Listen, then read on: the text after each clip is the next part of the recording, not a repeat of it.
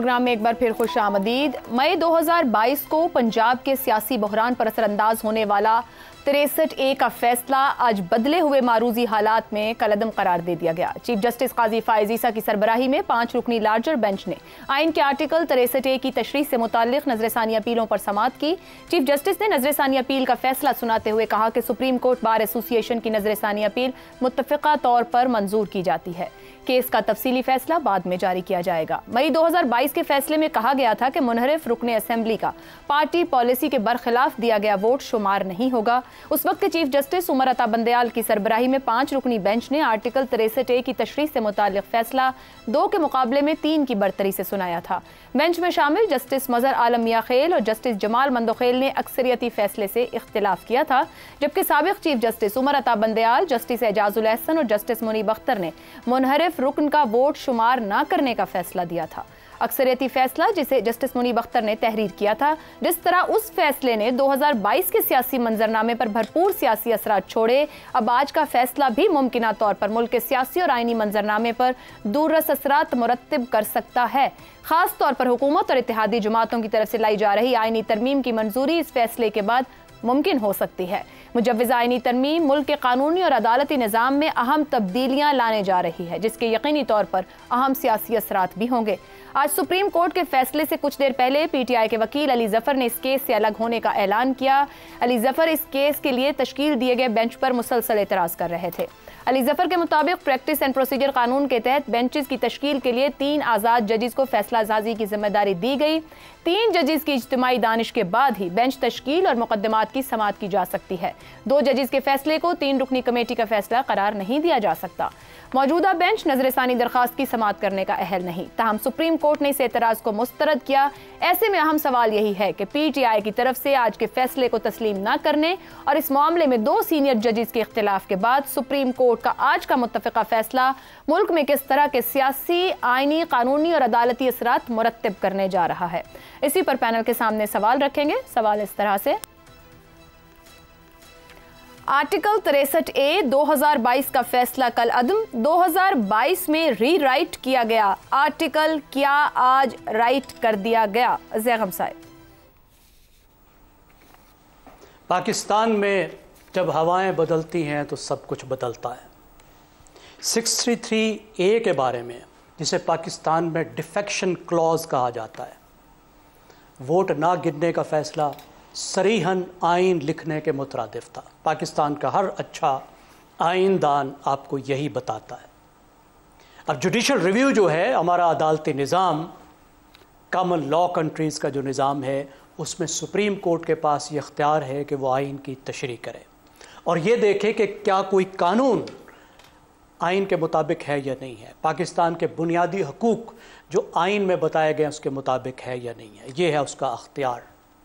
लेकिन क्या होता है कि कभी कभी अदालतें इतनी आगे चली जाती हैं जुडिशल एक्टिविज़म में या किसी और वजह से कि वो आइन की इतनी तशरीह कर देती हैं या ऐसी तशरीह कर देती हैं जो आइन को रीराइट करने के मुतरादिफ होता है, जैसे कि आपने कहा।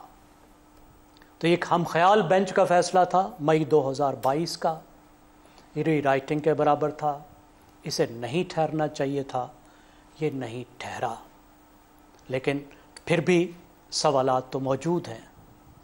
2.5 साल बाद टाइमिंग के सवालात भी हैं।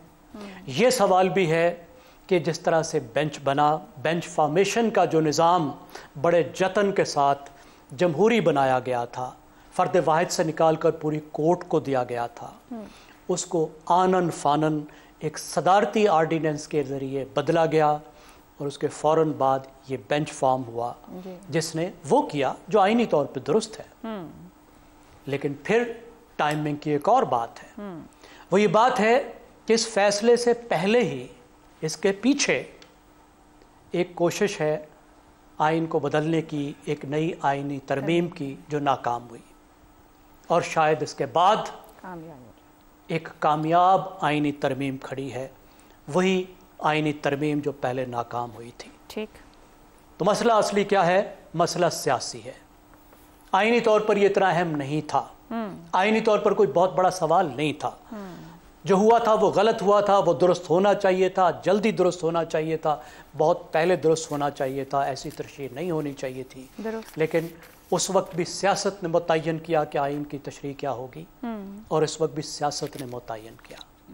ٹھیک ہے. تو اب اس آئینی ترمیم کے کیا اثرات پاکستان پر مرتب ہوں گے؟ کیا اس کے نتیجے میں فلور کراسنگ کروائی جائے گی؟ یعنی ڈیفیکشن کلاز کا جو بنیادی مقصد تھا، یہ لائی اس لیے گئی تھی کہ فلور کراس نہ ہو، ممبر وفاداریاں نہ بدلیں. ٹھیک ہو گیا. کیا اسی ترمیم کو، اسی کو یوز کیا جائے گا کہ ایک نیا آئینی بندوبست لیا جائے، سیاسی اور آئینی نظام؟ اس پہ جواب بھی دیے گئے کورٹ میں کہ آپ لوگ جب حکومت تھی تو اس وقت اس پہ آئین سازی کر لینی چاہیے تھی. ووٹ آف نو کانفیڈنس آنے کے بعد آپ کے پاس 20-25 دن تھے، اس وقت کیوں نہیں اس پہ کام کیا گیا؟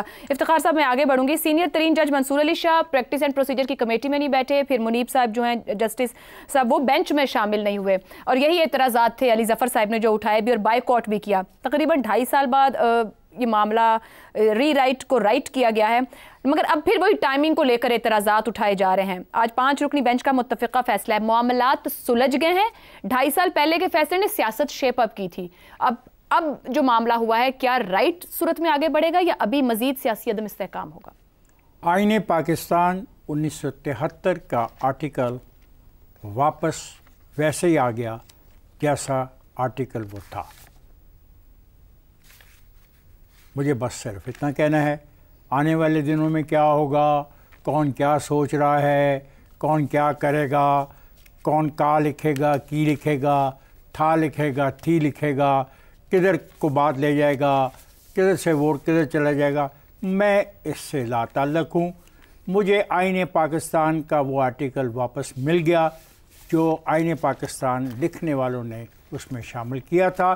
اور ایک بات یاد رکھیے گا، اگر دوسرے فریق کی بات مان لی جاتی تو کبھی بھی پرائم منسٹر کے خلاف ووٹ آف نو کانفیڈنس آ سکتا ہی نہیں تھا. جو آدمی ایک دفعہ پرائم منسٹر بن جاتا تو اس کے خلاف ووٹ آف نو کانفیڈنس اس لیے نہیں آ سکتا تھا کہ جو بھی آدمی کہتا کہ میں اس کے خلاف ووٹ ڈالنا چاہتا ہوں وہ ڈسکوالیفائی ہو جاتا، ایک ڈسکوالیفائی ہو جاتا اور ایک اس کا ووٹ کاؤنٹ نہ ہوتا.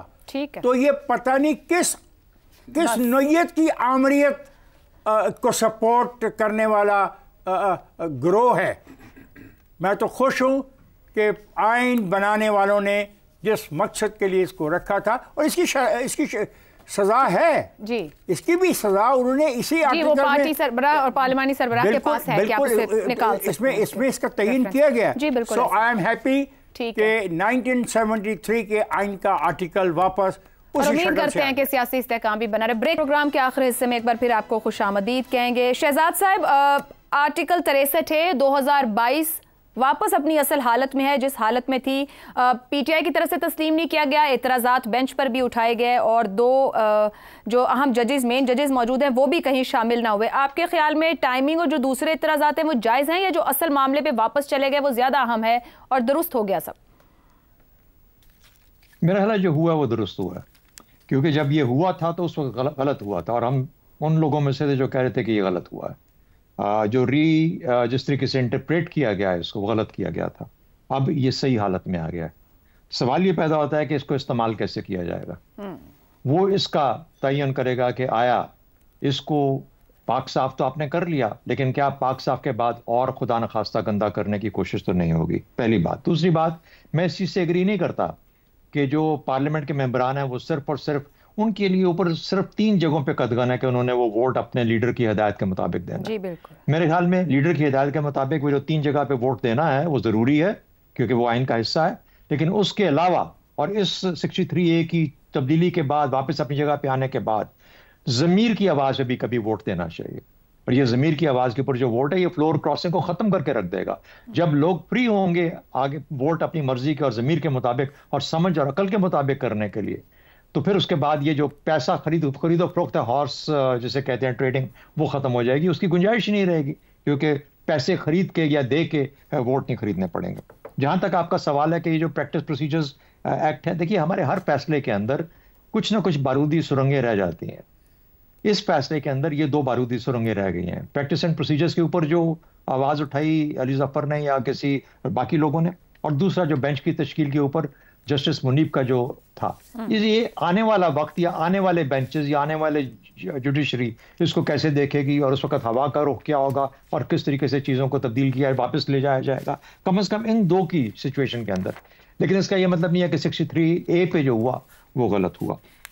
میرا خیال ہے کہ ایک اور ایلیمنٹ ہے جس کو کہ شاید آنے والے دنوں میں کوئی اٹھائے گا، وہ یہ ہے کہ جب یہ فیصلہ ہوا تھا 63A کا انٹرپریٹ جس طریقے سے کیا گیا تھا پہلے بینچ کی طرف سے، اس کے کتنی دیر کے بعد یہ جو پٹیشن ہے، جو ریویو پٹیشن ہے، یہ دائر کی گئی تھی؟ کیا وہ اس ٹائم پیریڈ کے درمیان تھی یا اس کے اندر تھی یا اس کے باہر تھی؟ کچھ لوگ کہتے ہیں کہ اس کے باہر کی گئی، اس کے باوجود انٹرٹین ہو گئی. تو یہ اس لیے نہیں ہے کہ پی ٹی آئی کو فائدہ پہنچ رہا ہے، اس لیے کہ جب پروسیس کو آپ فالو کرتے ہو، قانون کو فالو کرتے ہو، تو آپ کو انصاف کے تمام جو اس کے چیزیں ہیں اس کو پورا کرنا چاہیے. تو میرا خیال ہے کہ ان چیزوں کے اوپر بعد میں اس کے اوپر سوال اٹھایا جا سکتا ہے، لیکن جو ہوا ہے بالکل ٹھیک ہوا.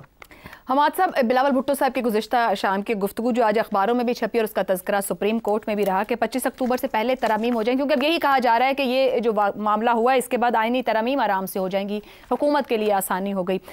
پرامن طور پر ان کا کہنا تھا کہ اگر 25 سے پہلے ہو جائے معاملہ حل ہو جائے گا، ورنہ آمنے سامنے کی صورتحال ہو سکتی ہے.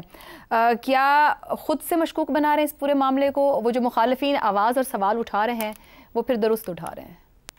میرا خیال ہے ایک قدم آگے جانے سے پہلے پیچھے جانا چاہ رہے ہیں. پیچھے نہیں جائیں گے. جو آج کا واقعہ ہے اسے پیچھے جانا تو نہیں کہیں گے.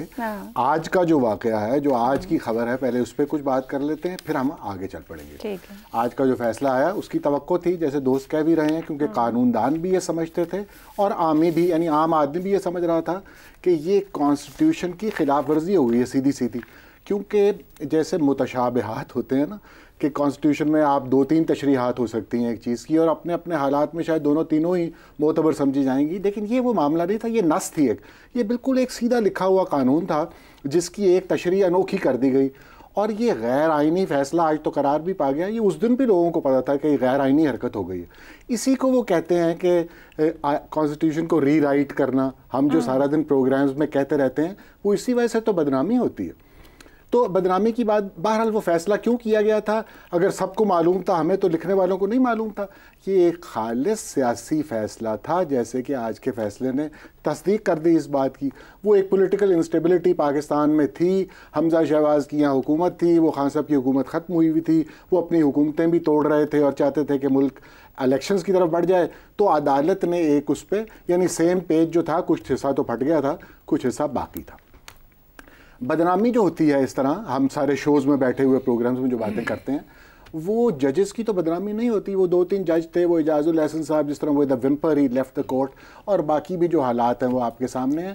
بدنامی ہوتی ہے ادارے کی. سپریم کورٹ کو جب تنقید کا نشانہ بنایا جاتا ہے تو لوگ کہتے ہیں یار 3 جج بیٹھ کر کچھ بھی لکھ دیتے ہیں، کروڑوں لوگوں کے نمائندے قانون پاس کرتے ہیں، آئین بناتے ہیں 2/3 اکثریت سے، اور یہ لوگ، یعنی بدنام کیا ان لوگوں نے ادارے کو. 63A کے اندر حکمت کیا ہے وہ دوستوں نے بتا دیا. ہم لوگ تنقید کرتے ہیں کہ یہ ریوڑ ہے کوئی، جیسے ہانک کے آپ کبھی ادھر بھیج دیتے ہیں. ان کا اپنا کوئی نہ عقل ہے، نہ دماغ ہے، نہ شعور ہے کہ آپ انہیں یہاں ربر سٹیمپ کی طرح استعمال کر لیتے ہیں. تو یہ ایک ویل چھوٹی سی چیز رکھی ہوئی ہے، حالانکہ اس کی بہت بڑی کاسٹ ہے. یہ بات درست ہے کہ ایک زمانے میں 90s بالخصوص ہارس ٹریڈنگ ہوتی رہی، اور بعد میں بھی ہوتی رہی.